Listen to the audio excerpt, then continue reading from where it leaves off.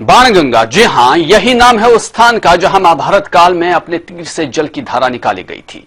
क्या है इसकी मान्यताएं, आइए देखते हैं ये खास रिपोर्ट। अज्ञातवास में जहां आए थे पांडव,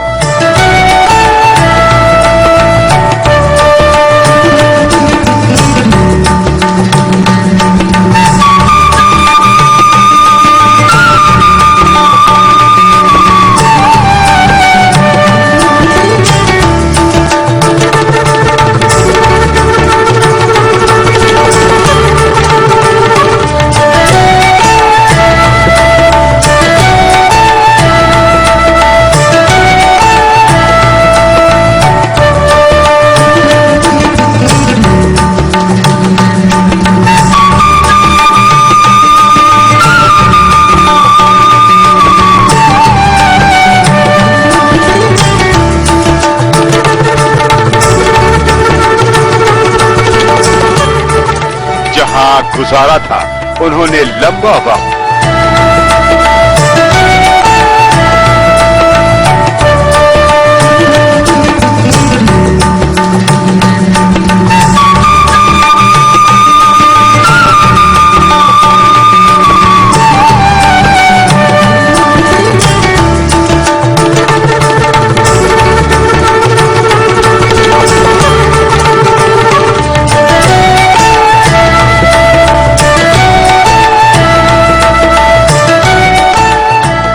इलाके में हैं पांडवों की खास निशानियां।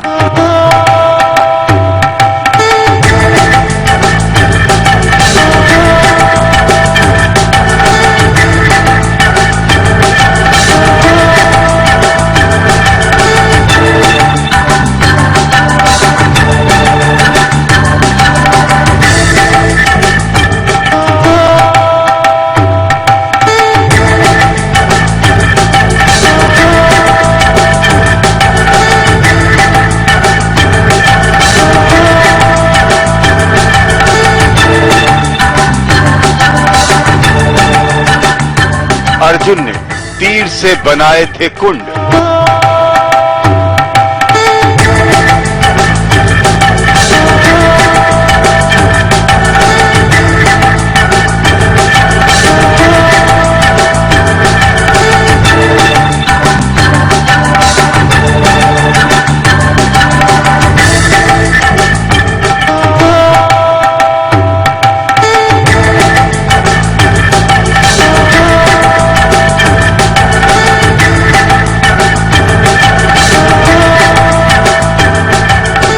भाइयों और मां ने बुझाई थी प्यास।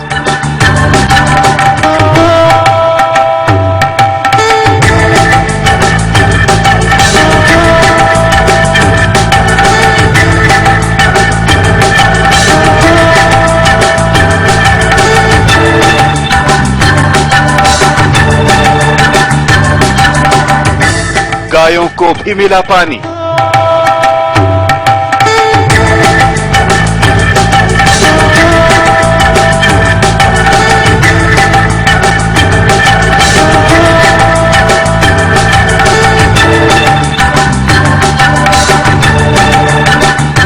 उसी कुंड में स्नान से दूर हो जाती हैं कई बीमारियां।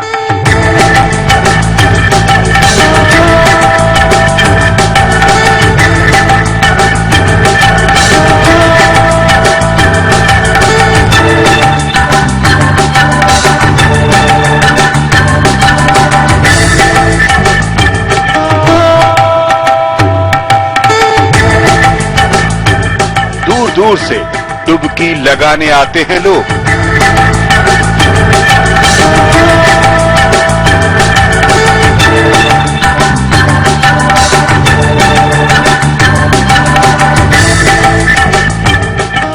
शिवपुरी में है खास स्थान बाणगंगा, वो जगह जिसकी यादें महाभारत काल से जुड़ी हैं। लोग कहते हैं कि यहाँ की कुछ निशानियां आज भी पांडवों की याद दिलाती हैं। बताया जाता है कि अज्ञातवास में घूमते हुए पांडव इस इलाके में आए थे। लोगों का कहना है कि उस दौरान कौरवों ने राजा विराट पर हमला कर दिया और उनकी गायें ले जाने लगे। पांडवों ने वो गाय छुड़वाई थी। जंगल में घूमते हुए पांडवों और गायों को प्यास लगी। आसपास जब कहीं पानी नहीं मिला तो अर्जुन ने तीर चलाया और जमीन से जल की धारा फूट पड़ी।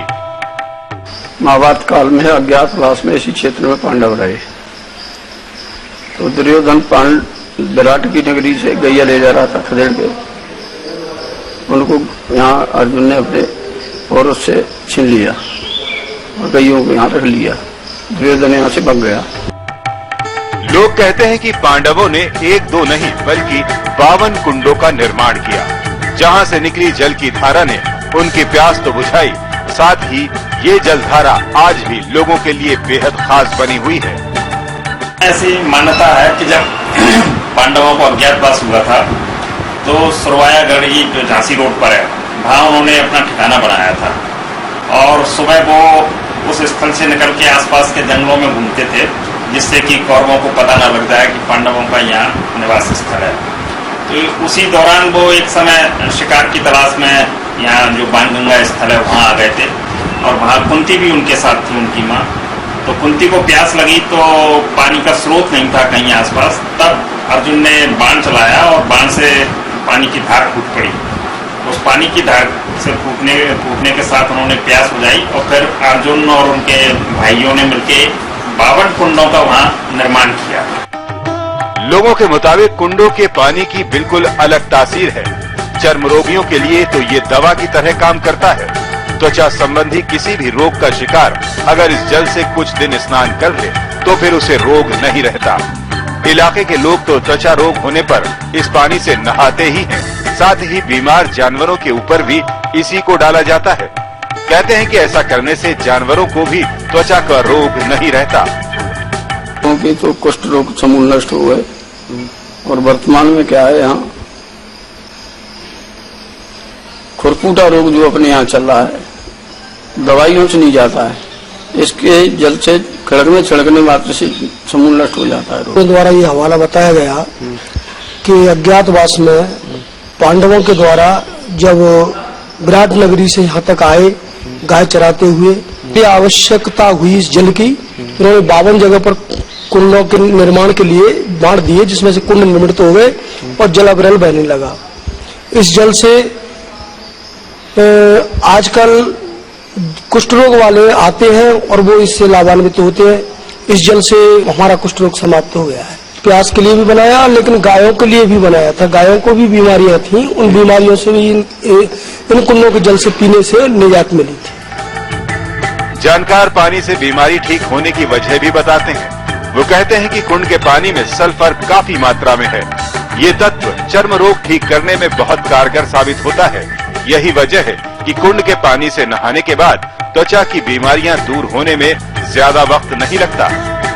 असल में ऐसा है कि जो यहाँ की जो भौगोलिक जलवायु है उसमें उस क्षेत्र में सल्फर की मात्रा ज्यादा है, जिसे गंधक कहते हैं, और गंधक जिस पानी में ज्यादा होती है तो उससे स्नान करने से चर्म रोग दूर हो जाते हैं। तो बाणगंगा के जो कुंड हैं उनमें उनके पानी में गंधक की मात्रा ज्यादा है, इसलिए उनमें नहाने से चर्म रोग दूर होने की उम्मीद बढ़ जाती है। वाणगंगा इलाके में तो प्रसिद्ध है ही, लेकिन देश में दूसरी जगह रहने वाले लोग भी इसके बारे में बात करते हैं। जब भी मौका मिलता है तो इस खास स्थान को देखने भी आते हैं। समय के लिए शिवपुरी से तपन अरोड़ा।